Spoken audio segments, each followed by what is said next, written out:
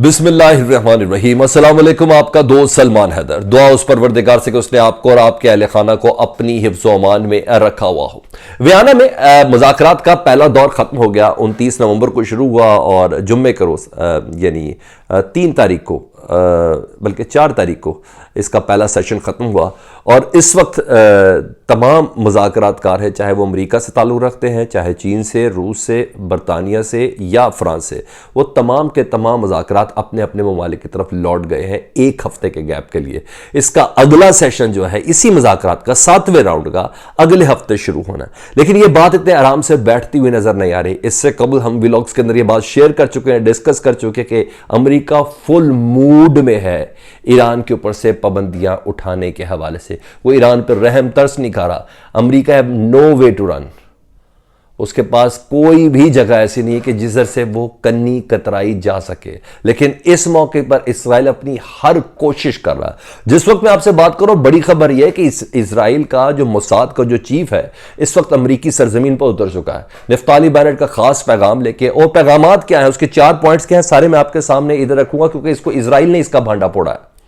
Israel की जानिब से अमरीकी सरजमीन पर मोसाद के चीफ की मौजूदगी में मोसाद का चीफ खुद हाईली जो बाइडेन के ऑफिशियल्स को जिस तरह धमका रहा है, जिस तरह धमकी दी जा रही है और हुज्जतें तमाम की जा रही है, ये तमाम की तमाम बहुत अहम तरीन चीजें हैं। जब वो पॉइंट्स में आपके साथ डिस्कस करूंगा आप एस्टॉनिश हो जाएंगे, हैरान हो जाएंगे, हैरान हो जाएंगे। ऐसे मौके पर जब सैटरडे को हफ्ते की रात को ईरान ने अपना एयर डिफेंस सिस्टम को बड़ा अच्छे से चेक किया, तगड़े तरीके से चेक किया। अभी सिर्फ डिफेंस सिस्टम ही चेक किया तो दुनिया की सबसे छोटी वेबसाइट भी थी ना, न्यूयॉर्क टाइम्स, वाशिंगटन पोस्ट तो सबसे बड़ी है ना, सबसे छोटी, उस तक ने एकदम ब्रेकिंग दिया है कि ये ईरान ने क्या कर दिया ऐसे मौके पर जब वियना के अंदर 7वां राउंड जारी है।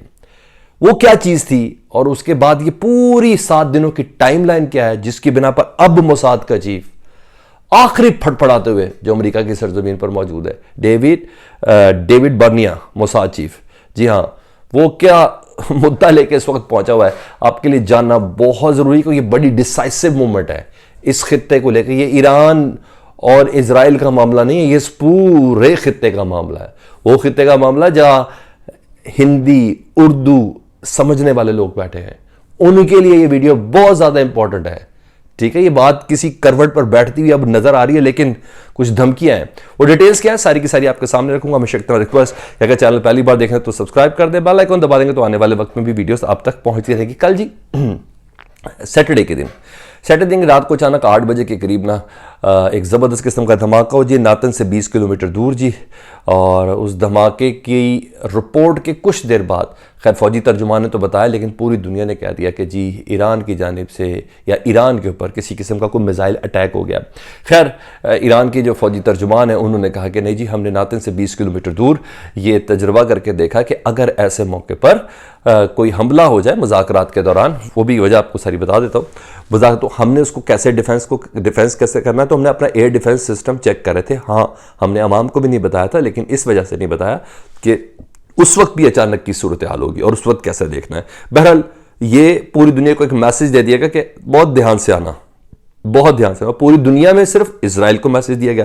टाइमलाइन जरा आप सुन लें 1 हफ्ते की, फिर मैं आपको बताता हूं ये डेविड बर्निया साहब मोसाद के चीफ क्या कह रहे हैं।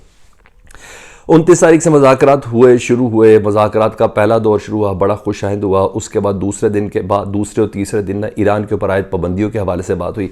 ईरान बहुत एग्रेसिवली चल रहा है, इसमें कोई शक नहीं है इस पूरी सूरत हाल में, क्योंकि जो 6ठा राउंड था ना वो बिल्कुल क्वेश्चन मार्क के साथ उसको ख़त्म किया गया था। और जिसके बाद अब इस मुद्दे के अंदर यह था कि 2015 की डील से दोबारा शुरू कर देते। ईरान ने कहा हम इससे बहुत आगे जा चुके हैं और इस दौरान हमारे पर बहुत ज़्यादा हमले भी हो चुके हैं। इजराइल की तरफ से हमारे साइंसदान को भी मारा गया, हमारे सेंट्रीफ्यूजिस को भी तबाह किया गया, हमारे एटमी जो पॉइंट्स है उनको भी बहुत ज़्यादा निशाना बनाया गया। हम थोड़ा सा अब एक स्टेप आगे आ गए, अब ज़रूरगी के इस मेयार से अब थोड़ा आगे पहुंच चुके हैं। अब बताएं, आपने जौहरी तनसीबात का मुआयना करना है, कैमरे लगाने हैं, सब कुछ करें, लाइव करें, लेकिन सबसे पहले 2015 की डील की बात करें तो 2015 की डील पर वापस आएँ, सारी पाबंदियाँ उठाएं। ये तमाम बातें। उसके अलावा मैंने आपको बता दिया कि अक़वाम मुत्तहिदा का जो सितंबर का इजलास था ना, उसमें जो बाइडन साहब भी कह चुके थे कि मैं चाहता हूं कि ईरान के साथ दोबारा से हमारी डील हो जाए। इस दौरान इब्राहिम रईसी साहब भी कह चुके हैं कि जी हम चाहते हैं कि ये डील फाइनल हो जाए, लेकिन रिस्पेक्ट और उस मेयार के मुताबिक। ये तमाम चीज़ें जब 29 तारीख से शुरू हुआ ना, तो पता चला जी फ्रांस का एक मज़ाकरात कह रहा है कि डील बहुत ज़्यादा करीब है, चाहे इसके कि इसराइल को भी मानना चाहिए और इसराइल को भी इस डील के अंदअंदर शामिल करना चाहिए। रूस के मज़ाकरातकार ने तो यहाँ तक कह दिया कि अमेरिका मुकम्मल तौर पर राज़ी हो चुका है ईरान के साथ इन पाबंदियों को हटाने के लिए। अच्छा जी, ये हो रही। इस दौरान इसराइल बहुत फड़फड़ाया तो इसराइल के जो नफ्ताली बेनेट साहब ने खिताब कर दिया कि जनाब मैं दुनिया को खबरदार कर रहा हूँ कि ईरान जो है हर हाल में एटम बम बना के रहेगा, इसलिए आपने किसी डील में नहीं पड़ना। लेकिन उसके अगले दिन ही मोसाद के जो चीफ हैं जी डेविड बर्निया, उन्होंने कहा 1 महीना, 3 हफ्ते या 1 साल मेरी ज़िंदगी में मोसाद के होते हुए, इसराइल के होते हुए ईरान ये सलाहियत कभी हासिल नहीं कर सकेगा। हमने इस सिलसिले में बजट भी एलोकेट कर दिया और असले का भी इतना अंबार है कि हम किसी वक्त भी ईरान के ऊपर हमला कर सकते हैं। और उससे मुराद नातंस का वही इलाका था। नातंस एक एटमी रिएक्टर की जगह जहाँ ये जौहरी तनसीब है और बिल्कुल अंडरग्राउंड है और सारा जिसे कहते हैं ना मजबूत किस्म की, जिसे कह लें कि एक पूरी फैसिलिटी है जिस पे आमतौर पर कोई बम, कोई रॉकेट असरअंदाज नहीं हो सकता। इसकी बेसमेंट पर अंदर है, कंक्रीट से बना हुआ ये पूरा ब्लॉक है जिसके अंदर ये सारी चीज़ें, फुटेजेस कई बार मैं आपके साथ शेयर भी कर चुका हूँ, जो खुद ही IAEA ने शेयर की थी, मैंने कुछ नहीं की। अच्छा, उसके बाद अब जब ये तमाम मुज़ाकरातकार 5 दिन के मुज़ाकरात के बाद वियना से अपने अपने ममालिक पहुँचे हैं ना, इन तमाम ने अपने अपने ममालिक के चीफ से या सरबराहान से या इंटेलिजेंस चीफ से बात करनी कि इस पैराए पे हम 1+4 को ले आए हैं, ईरान को भी ले आए हैं और दीगर ममालिक को भी ले आए हैं। अब बताएं डील को फाइनल किस ग्राउंड पे करना, नोक पलक किस तरह सही करनी है।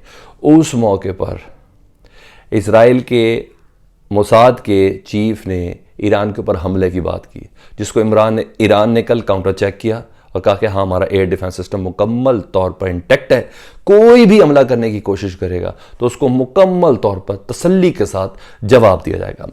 इस मौके पर जब मैं आपके साथ बात कर रहा हूं उस वक्त जो डेविड बर्निया साहब हैं वो पहुंचे, और डेविड बर्निया साहब जब पहुंचे तो जरा ये भी खबर भी सुन लें जी। Mossad chief heads to US as Iran nuclear talks stall. David Bernier to reportedly press top Biden administration officials not to seek an interim deal. Iran के साथ किसी किस्म की कोई डील ना करें. Is also expected to present Americans with new intel और Iranian nuke program. अपनी कोई नई इंटेलिजेंस जो इतलात हैं वो अमेरिका के सदर के सामने वो पेश करेंगे कि ईरान न्यूक्लियर ताकत या एटम बम बनाने की किस हद तक पहुंच चुका है।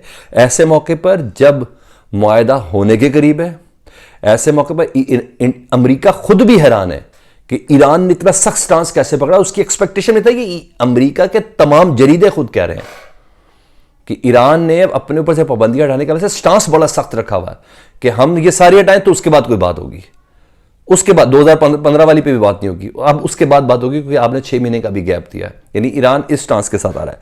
मजीद सुने जी, जो धमकी दी है वो बड़ी इंटरेस्टिंग है जी। अच्छा, ईरान उसका ऑफिशियल अखबार है हारेट्स, ठीक है, और इससे मुतालिक कहा जाता है कि ये बहुत हद तक सच बोलता है। इजराइल का जो अखबार है ये इतनी स्टेट पॉलिसी को ओरिएंट नहीं करता, लेकिन इसीलिए सबसे ज़्यादा सुना भी जाता है, पढ़ा भी जाता है, माना भी जाता है। Reported that Bernier will seek to convince the US leadership not to seek an interim deal that would not see Iran return to full compliance with the agreement and instead seek to enlist international support for tough sanctions on Tehran। बल्कि इसलिए गए हैं कि एक तो Iran की कोई deal ना हो और बल्कि पूरी दुनिया को यह कन्विंस करे अमेरिका कि ईरान के ऊपर सख्तियां और पाबंदियां मजीद सख्त कर दी जाए।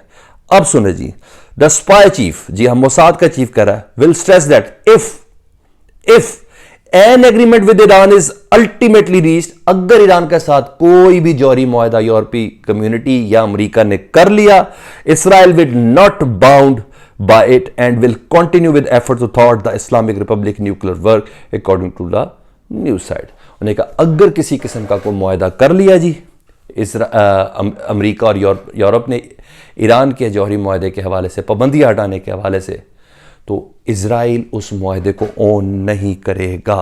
अगर कोई भी डील साइन हुई, इसराइल इस डील का हिस्सा नहीं होगा, ना ही पाबंद होगा। ईरान और दुनिया की डील इसराइल के लिए नाकाबिले कबूल है। जी हाँ, नफ्ताली बेनेट का ये पैगाम लेके पहुँचे जी, और उन्होंने कहा कि मज़ीद सख्त पाबंदियाँ की जाएँ। इस मौके पर ईरान की जानिब से एयर डिफेंस सिस्टम का ये मुआयना एट द लेमथार बिल्कुल रियल टाइम के ऊपर करना, ये बहुत से इशारे दे रहा है। आपको क्या लगता है, नूरा कुश्ती है? क्योंकि मेरे को कमेंट सेक्शन में कह रहे हैं कि शायद कोई ये नूरा कुश्ती है, कोई डील ऐसी हुई है, कुछ है ऐसा, तो मुझे कमेंट सेक्शन में आपने ज़रूर आगाह करना है। वीडियो अच्छी लगी हो, क्रॉस चेक लगी हो, वेरीफाइड लगी हो, तो उसको शेयर ज़रूर करें। अपना बहुत ख्याल रखें। अल्लाहुम्मा सल्ली अला मुहम्मद व आले मुहम्मद।